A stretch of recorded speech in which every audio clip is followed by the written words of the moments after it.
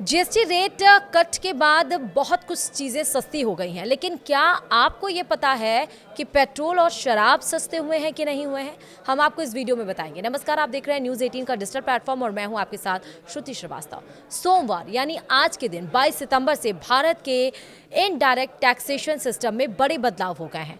Tariff अनिश्चितताओं के बीच economy को बढ़ावा देने के लिए कम से कम 375 प्रोडक्ट्स पर से जीएसटी में कटौती की जा रही है। भारत भर के कंज्यूमर्स को राहत देते हुए देश की वित्त मंत्री निर्मला सीतारमण ने जीएसटी काउंसिल की 56वीं मीटिंग में टैक्स की 4 स्लैब को कम कर 2 कर दिया था।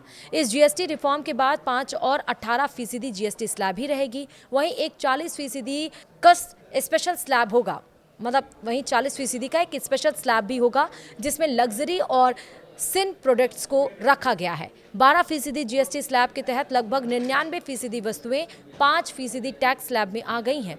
इस बदलाव का मतलब यह भी है कि 28% टैक्स स्लैब के तहत 90% प्रोडक्ट्स 18% टैक्स स्लैब में आ गई है। सरकार ने तंबाकू, सिगरेट, लग्जरी कारों और कुछ अन्य वस्तुओं के लिए एक अलग 40% जीएसटी स्लैब की भी घोषणा की है। सीतारमण ने कहा था कि जीएसटी रिफॉर्म से इकोनॉमी में 2 लाख करोड़ रुपए का निवेश होगा, जिससे लोगों के हाथ में ज्यादा कैश आएगा। कम से कम 375 प्रोडक्ट्स के टैक्स में कमी की गई है, लेकिन कुछ लोग सोच रहे होंगे कि इस नए जीएसटी रिफॉर्म से पेट्रोल, डीजल और शराब की कीमतों का क्या होगा। तो आइए इसे जरा समझने की कोशिश करते हैं। दरअसल पेट्रोल और डीजल वर्तमान में जीएसटी के दायरे में नहीं आते हैं, इसलिए जीएसटी रेट रिफॉर्म का पेट्रोल और डीजल पर कोई प्रभाव नहीं पड़ेगा। भारत में बिना टैक्स के पेट्रोल की कीमत या वास्तविक पेट्रोल की कीमत उसके रिटेल वैल्यू से अपेक्षाकृत कम है। ऐसा इसलिए है क्योंकि पेट्रोल और डीजल पर केंद्र और राज्य सरकारें दोनों टैक्स लगाती हैं। इसलिए पेट्रोल और डीजल की कीमतें राज्य दर राज्य अलग अलग होती हैं, जो इस बात पर निर्भर करती है कि राज्य सरकार फ्यूल की कीमतों पर कितना टैक्स लगाती है।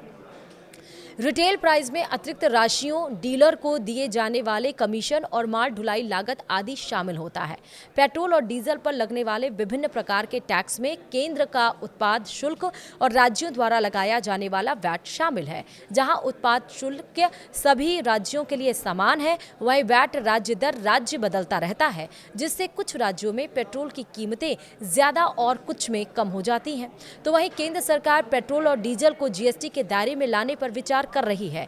वहीं राज्यों ने इस पर आपत्ति जताई है, क्योंकि वे पहले ही जीएसटी के दायरे में आने वाली वस्तुओं पर टैक्स लगाने की स्वतंत्रता खो चुके हैं। केंद्र और राज्यों ने पेट्रोल और डीजल पर जीएसटी नहीं लगाने के अपने फैसलों को यह कहते हुए उचित ठहराया है कि ये कर कई सामाजिक कार्यक्रमों के वित्त पोषण में सहायक होते हैं। तो वहीं पेट्रोल और डीजल की तरह आज से लागू होने वाले जीएसटी रिफॉर्म का शराब की कीमतों पर भी कोई असर नहीं पड़ेगा। शराब पर टैक्स लगाने का अधिकार राज्यों के पास है, जो इन पेय पदार्थों पर वैट लगाते हैं। राज्य अपने रेवेन्यू का एक बड़ा हिस्सा शराब से कमाते हैं, इसलिए इसे जीएसटी के दायरे में नहीं रखा गया है। अगर राज्य सरकारें किसी भी समय वैट कम करने का फैसला करती हैं, तो शराब की कीमतें कम हो जाती हैं। पेट्रोल और डीजल की तरह शराब के टैक्स कंपोनेंट में एक्साइज ड्यूटी और वैट शामिल है। ये दोनों शुल्क राज्य द्वारा वसूले जाते हैं। International Spirits and Wine Association of India द्वारा संकलित फ्रेश आंकड़ों के अनुसार, जिसका हवाला द टाइम्स ऑफ इंडिया ने मई 2025 में दिया था, गोवा सबसे कम 55% एक्साइज ड्यूटी लगाता है, जबकि कर्नाटक सबसे अधिक 80% उत्पाद शुल्क लगाता है। राज्य शराब पर वैट लगाने का अधिकार छोड़ने को तैयार नहीं है, जिसकी वजह से विभिन्न राज्यों में अलग अलग खुदरा कीमतें हैं। इसी के साथ ही अब आपको पता चल गया होगा कि ना ही शराब, ना ही पेट्रोल डीजल पर कोई रेट कम होगा नई जीएसटी आने के बाद भी। वीडियो में इतना ही। नमस्कार।